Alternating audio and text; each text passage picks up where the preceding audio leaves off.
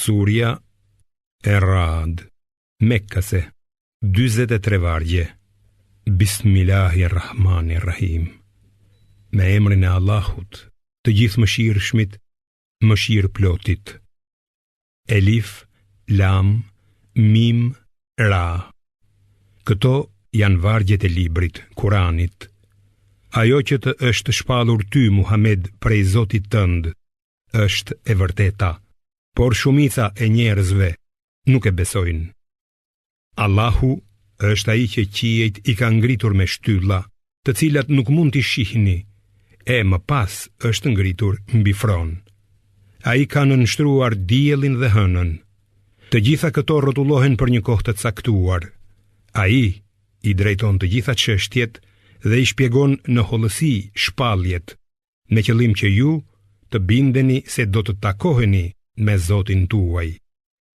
Është ai që e ka shtrirë tokën, duke krijuar në të male dhe lumenj, dhe për çdo lloj fruti, ai ka krijuar nga një çift. Ai ka bërë që nata ta mbulojë ditën. Me të vërtetë, në këto ka shenja për njerëzit që mendojnë. Në tokë ka viste që janë të lidhura njeri me tjetrin, ka kopshte të mbjella me hardhi, ka ara dhe palma me një pip ose shumë pipa, të cilat ujiten me të njëjtin ujë, por disa nga frutet i bëjmë më të shijshme nga të tjerat. Padyshim, në këto ka shenja për njerëzit që kanë mend. Nëse ti, Muhammed, çuditesh nga idhujtarët, janë vërtet të çuditshme fjalët e tyre. Vallë, pasi të bëhemi dhe, do të krijohemi vërtet përsëri? Këta janë ata që nuk besojnë në Zotin e tyre, dhe në qafat e të cilëve do të ketë vargonj. Këta janë banorët e xhehenemit, në të cilin do të qëndrojnë për herë. Ata të kërkojnë ty me ngut tu sjellësh të keqen para së mirës, ndonë se para tyre ka pasur shumë dënime shembullore. Zoti yt është falës për njerëzit, pavarësisht gjunaheve të tyre, por në të vërtetë, Zoti yt është edhe i ashpër në dënim. Jo besimtarët thonë, sikur ti ishte dërguar atij një mrekulli nga Zoti i tij. Në të vërtetë, ti je vetëm paralajmërues. E për çdo popull ka udhërrëfyes. Allahu e di se ç'mbart çdo femër, dhe e di sa shkurtohet e sa zgjatet koha e lindjes. Çdo gjë tek ai është me mas. Ai i di gjërat e dukshme dhe të padukshme. Ai është i madhi, i larti. Për atë një lloj është, si ai prej jush që flet me vete, edhe ai që flet me zë të lartë, si ai që fshihet natën, edhe ai që ecën ditën. Njeriu ka përcjellës engjëj, para tij dhe pas tij, që e mbikëqyrin atë me urdhërin e Allahut. Me të vërtetë, Allahu nuk e ndryshon gjendjen e një populli, derisa ata të ndryshojnë çka në vetvete. Kur ai dëshiron ta ndëshkojë një popull, askush nuk mund ta pengojë atë, dhe ata, përveç tij, s'kan asnjë ndihmës. Ai ju atregon juve vetëtimën, duke ju bërë të friksoheni e të shpresoni. Është ai që krijon re të rënda me shi. Bubullima e madhëron atë me falënderim, por edhe engjëjt nga frika ndaj tij. Ai i dërgon rrufet dhe godet me to këtë doj, dhe ata përsëri diskutojnë për Allahun, ndërkohë që ai është i ashpër në ndëshkime. Vetëm për atë është lutja e vërtet, kurse idhujt, të cilëve jo besimtarët u luten në vend të Allahut, nuk u përgjigjen lutjeve të tyre, as pak. Rasti i tyre është si rasti i atij që i zgjat duart tek ujë për t'i ardhur te goja, por ai kurse si nuk i vjen. Lutja e jo besimtarve është e kotë. Allahut i përulet në sejdë gjithçka që gjendet në qiej dhe në tokë, me hir a me pa hir, si dhe hijet e tyre i përulen në mëngjes dhe në mbrëmje. Thuaj, kush është Zoti i qiejve dhe i tokës? Dhe përgjigju, Allahu. Thuaj, a mos vallë ju zgjidhni për mbrojtës në vend të tij, ata që nuk mund t'i sjellin vetes as dobi as dëm? Thuaj, a janë të njëjtë i verbri dhe ai që sheh? Ose a janë njësoj terri dhe drita? Apo ata i dhujtarët i veshin Allahut ortak, të cilët krijojnë siç krijon ai, kështu që krijimi u ngjan i njëjtë atyre i dhujtarëve.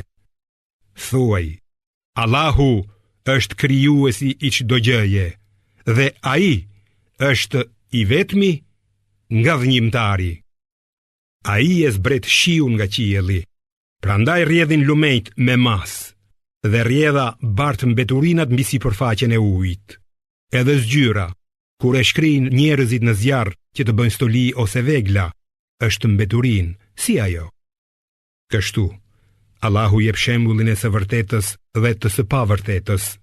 Mbeturinat hidhen, ndërsa ajo që u shërben njerëzve mbetet në tokë. Kështu Allahu i shpjegon shembujt. Për ata që i përgjigjen Zotit të tyre, është përgatitur e mira e madhe, ndërsa ata që nuk i përgjigjen atij, sikur të ishte e tyre gjithçka që gjendet në tokë, madje edhe një herë aq, ata do ta sakrifikonin atë për të shpëtuar. Njerëzve të tillë u është përgatitur llogari e rëndë dhe strehimi i tyre është xhehenemi. Sa shtrat i shëmtuar që është ai. Vallë, ai që di se ajo që të është shpallur ty, Muhammed, nga Zoti yt është e vërteta, a është njësoj me atë që është i verbër ndaj këtij fakti? Vetëm njerëzit që kuptojnë ja vën veshin kësaj. Këta janë ata që i përmbahen beslidhjes me Allahun dhe nuk e prishin premtimin. Dhe ata që mbajnë lidhjet familjare që ka urdhëruar Allahu të mbahen, që kanë frikë Zotin e tyre e i friksohen llogarisë së rëndë.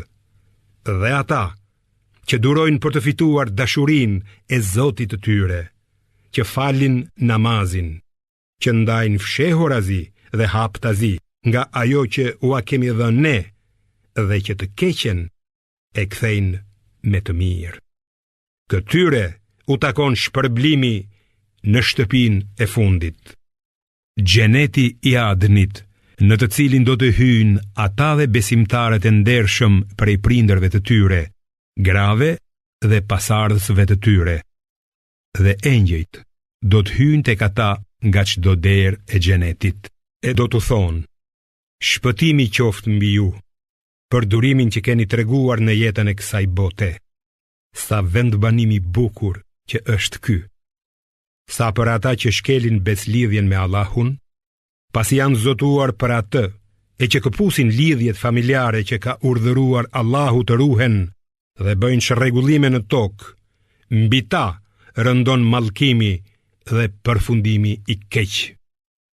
Allahu ja shton furnizimin kujt doj dhe ja pakson kujt doj. Jo besimtarët i gëzohen jetës së kësaj bote, por jeta e kësaj bote, në krahësim me botën tjetër, është vetëm kënaqësi kalimtare. Jo besimtarët thonë: pse nuk i dërgohet atij Muhamedit a.s. një mrekulli nga Zoti i tij? Thuaj: me të vërtet Allahu shpije në humbje ata që ai do, ndërsa udhëzon në rrugë të drejtë ata që kthehen tek ai. Ata që besojnë dhe zemrat e të cilëve kur përmendet Allahu qetësohen. Vërtet, zemrat qetësohen në përmendjen e Allahut. Për ata që besojnë dhe bëjnë vepra të mira, ka çdo mirësi dhe vendbanim të mrekullueshëm. Dhe kështu ne të dërguam ty tek një popull para të cilit kanë kaluar shumë popuj që ti tu lexosh atyre shpalljen që të kemi dhënë, sepse ata nuk e besojnë të gjithë mëshirshmin. Thuaj, ai është Zoti im, s'ka Zot tjetër përveç ti, tek ai mbështetem dhe tek ai kthehem.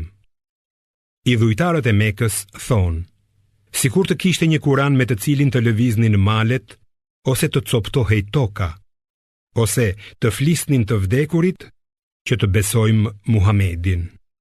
Jo, e gjithë çështja i takon vetëm Allahut.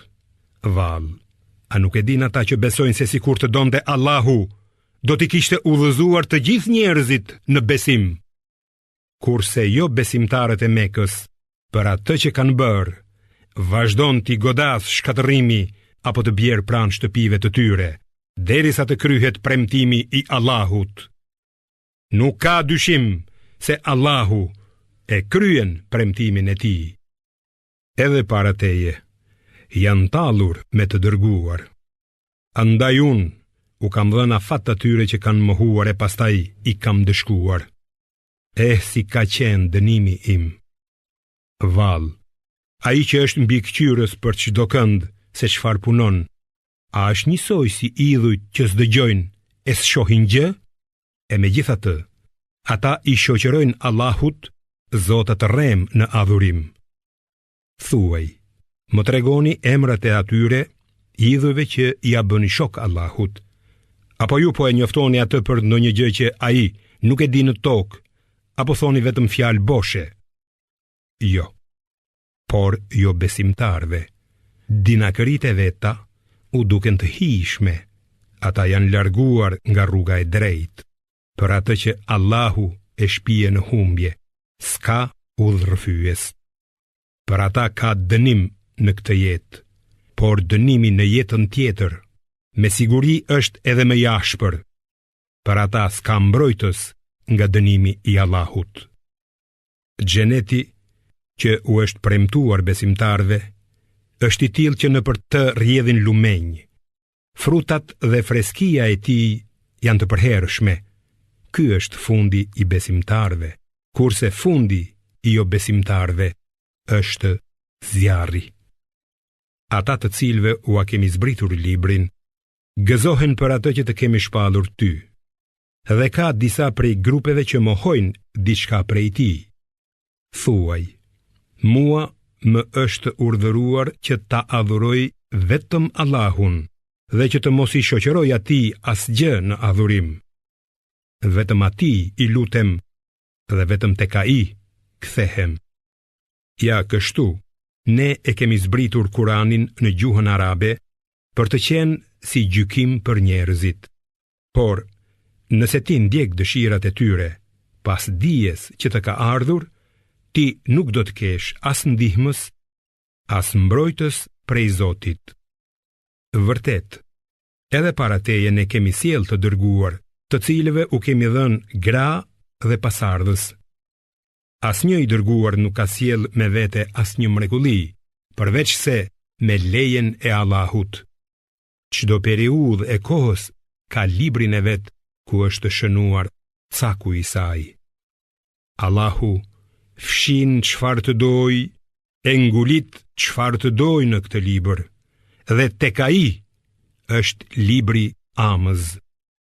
Edhe nëse ne të tregojmë ty nga dënimi që u kemi premtuar atyre, apo ta marrim shpirtin më parë, detyra jote është të kumtosh shpalljen, se llogaria është te ne.